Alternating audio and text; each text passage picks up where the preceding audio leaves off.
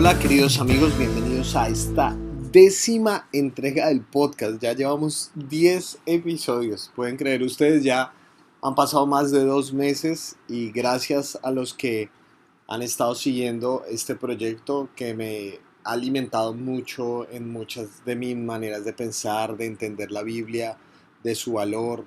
Realmente ha sido algo muy bueno para mí y les quiero agradecer a todos los que desde el otro lado hacen esto posible en el sentido de que lo están escuchando y varias personas me han estado retroalimentando y han dicho el valor que esto tiene y realmente para mí créanme que es una alegría muy grande poder contribuir a su caminar personal. Bueno, hoy les quiero hablar de un tema que me parece muy personal e importante y es el tema del perdón. Yo me he dado cuenta que es un asunto sumamente importante el que, pues como parte de mi trabajo, no es solamente hablar de la Biblia, sino hablar con personas. Yo me he dado cuenta que este tema del perdón es, ¿cómo lo diríamos? Como algo central en la vida de mucha gente. Y no solamente hablo de personas de mucha edad.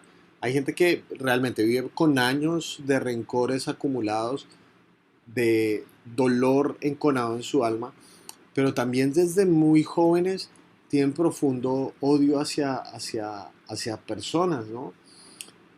Se han hecho estudios donde hay elementos físicos que se manifiestan por la falta de perdón. Hay gente tan rencorosa que su mismo cuerpo se ve afectado por ese rencor y ese odio. Su cuerpo segrega ciertos químicos o deja de funcionar de la manera adecuada. Y este tema del perdón es muy complejo, se han escrito libros enteros al respecto y de ninguna manera quiero facilitarlo o simplificarlo. De ninguna manera quiero decir que no puedo sugerir que en 20 minutos ya vaya a solucionar el tema, porque sé que tiene muchos componentes emocionales particulares, a cada persona le han pasado cosas muy específicas que son sumamente dolorosas. Y seamos honestos, hay gente que piensa que se va a solucionar con la comparación. La comparación nunca soluciona nada, ¿sí? O sea, es como gente que te dice, bueno, pero hay personas a las que, bueno, a ti te lastimó tu novio, ¿sí? Por decir algo. A ti te lastimó tu novio, pero los niños del África sufren más. Realmente la solución nunca ha sido la comparación, porque los dolores que tenemos son tan particulares en nuestra alma, ¿sí? Que de pronto alguien no nos golpeó, de pronto eso no es un boom en medio de las redes sociales, pero de pronto dijeron alguna palabra que nos hirió profundamente. Entonces el perdón tiene una dimensión muy personal que de ninguna manera quiero reducir ni puedo pensar que un mensaje de 20 minutos va a solucionar esto, pero quiero darles algunas ideas, por lo menos en este camino personal que cada uno debe emprender respecto a relaciones que nos han herido y personas que nos han dañado. Libro de Levítico, en el capítulo 19, habla al respecto. Dice así Levítico capítulo 19, en los versículos 17 y 18. No alimentes odios secretos contra tu hermano, sino reprende con franqueza a tu prójimo para que no sufras las consecuencias de su pecado. No seas vengativo con tu prójimo ni le guardes rencor. Ama a tu prójimo como a ti mismo. Yo soy el Señor. Leemos este texto, es una porción que Jesús mismo citó, eso de ama a tu prójimo como a ti mismo, y nos damos cuenta que hace parte de un contexto más amplio que está específicamente incrustado en este tema de lo que es el perdón. En primera instancia nos damos cuenta de algo muy interesante y es que dice que no guardes rencor ni alimentes odio interno. Entonces nos damos cuenta que en primera instancia somos nosotros quienes alimentamos el odio y el rencor. Nosotros somos los que le damos combustible para que ese motor se siga moviendo.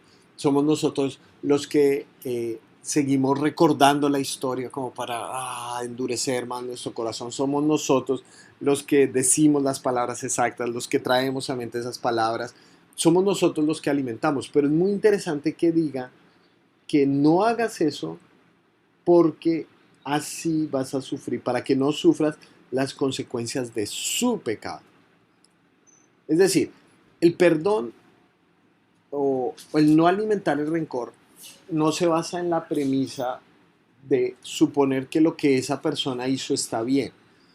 Perdonar no significa decir que entonces el daño que esa persona me hizo está bien y que fue correcto. Eso no es el perdón. Si alguien te da esa idea del perdón, simple y llanamente es una mentira. Porque ahí literalmente el Levítico habla de pecado. Sin embargo, eres tú quien sufre las consecuencias del pecado de esa persona. Alguien usó una ilustración bastante fuerte y dijo que el rencor es como tomar un veneno para ratas uno esperando que se mueran las ratas. ¿Quién es la persona que más se hace daño con el rencor? Créanme que no son las personas que nos hicieron daño. Y algunas personas me dicen, Miguel, es que si tan solo me pidiera perdón. Mira, hay gente que no te va a pedir perdón nunca en la vida. Incluso tenemos rencores con gente que ya está muerta o que ya se ha salido de nuestra vida, pero que la ha dejado marcada negativamente. No puedes seguir empeñando tu gozo en que otro sea el que dé el primer paso. Tiene que haber una decisión. No seas tú el que alimente el rencor. El más perjudicado con alimentar estos odios y estos rencores eres tú mismo. Rob Bell lo dijo así: perdonar es liberar a alguien y descubrir que ese alguien eras tú.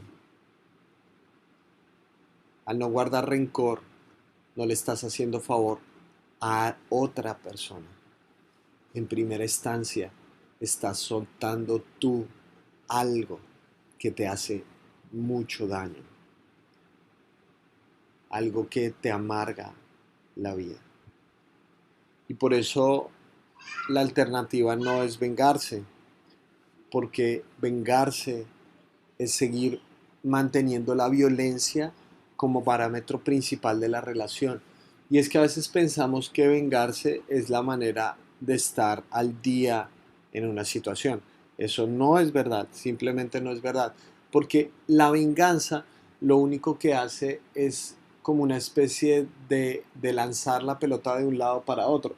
Pero es que nosotros no nos vengamos para mantener el equilibrio, nosotros nos vengamos para ganar, ¿sí? Si alguien te dice A, tú le vas a decir A y B, y entonces esa persona va a quererte decir A, B y C. Siempre, siempre la violencia tiende hacia el crecimiento, la violencia tiende a crecer más y más y más. En un país como Colombia nos damos cuenta de eso.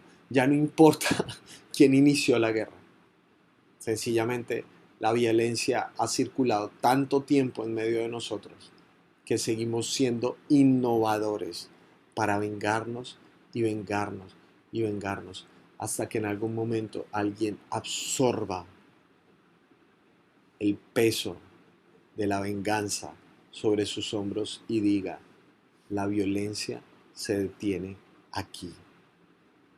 Porque lo que pasa con lo que cuando nos vengamos es que muy fácilmente nos convertimos en aquello que tanto odiamos. Hablando de mi país, yo me doy cuenta cómo eso ocurre. Los guerrilleros nacieron como una manera de responder de forma violenta a las injusticias del Estado, desde su perspectiva, obviamente. Y después nacieron grupos paramilitares, es decir, grupos que al margen de la ley estaban pretendiendo respaldar lo que hacía el Estado para luchar contra los guerrilleros. Si ustedes preguntan, en la historia, ambos grupos hicieron ataques, ambos grupos pusieron bombas, ambos grupos son victimarios de masacres terribles, ambos grupos están manchados por el narcotráfico. ¿Por qué? Porque uno se puede convertir en aquello que tanto critica. Responder en los parámetros de la violencia es sencillamente convertirnos en un violento más. Se dice que alguna vez le preguntaron a una persona, oye, ¿qué hacemos si matamos a todos los violentos? Un hijo le pregunta al papá, papá, ¿qué pasa si logramos matar a todos los violentos? Él dice, hijo, pues solamente quedaremos los asesinos. Eso en cuanto a la venganza. En cuanto al rencor, yo creo que el rencor es una forma de idolatría, porque es muy fácil que esa persona se convierta en el eje de nuestra vida. Entonces, por decir algo, tú tienes un título universitario y tienes un profundo rencor hacia tu abuelo, porque te rechazó, dijo que tú no eras un bueno para nada, que no ibas a progresar en la vida, que no ibas a salir adelante. Entonces tienes ese título y hay una forma interna como estás diciendo, se lo voy a demostrar a este viejo o algo así por el estilo, ¿sí? Entonces es muy interesante que incluso los momentos buenos de tu vida, esa persona viene a tu mente como una forma de tú querer restregarle en la cara, y entonces tu gozo ya no es completa alegría, sino es una forma pequeña de odio hacia un sistema, hacia una persona, hacia una familia. El rencor es volver a ese ser humano, y más específicamente lo que te hizo ese ser humano, momentos puntuales de tu vida, volverlos como los marcadores esenciales de quien tú eres. Por lo tanto, no te defines por lo bueno que Dios ha sido contigo, sino por lo malo que una persona hizo. Y por eso entonces el libro de Levítico, la alternativa que nos da no es la pasividad, sino ser activos. Ama a tu prójimo como a ti mismo. Cuando amamos estamos viendo desde la mirada de Dios, no desde el punto de vista del otro. Obviamente es un acto de fe, pero es que también la venganza es un acto de fe, porque cuando uno se venga uno piensa que va a redimir su vida, pero la verdad no es esa. Amar es un acto de fe. Cuando amas estás exponiendo tu corazón, pero al mismo tiempo lo estás protegiendo, porque no estás permitiendo que tu corazón sea encadenado por la amargura, por la rabia. No estás permitiendo que sea el odio el que defina tu vida. Entonces, al amar a alguien, al amar a una persona, estás viéndolo desde un punto de vista diferente. Y obviamente amar no significa exponerte a que esa persona te trate otra vez de una manera mala. De verdad, hay formas de amor que lo mejor que pueden hacer es mantener una orden de caución y mantener la distancia. Uno puede amar a alguien sin tener que estar hablando todo el tiempo con esa persona. Básicamente es una decisión personal donde tú sabes que hay un momento en el proceso donde ya no te define la rabia hacia esa persona. Y es un proceso demasiado extenso. Algunos, por ejemplo, ni siquiera quieren escuchar el nombre de ese alguien y lo tratan de mi ex, el tipo ese, la señora esa. Ni siquiera son capaces de decir el nombre. A veces parte del proceso es, por lo menos una parte del proceso es poder decir mi mamá, mi papá, mi hermano, o por lo menos llamarle por su nombre: Andrés, Juana, Andrea, Miguel.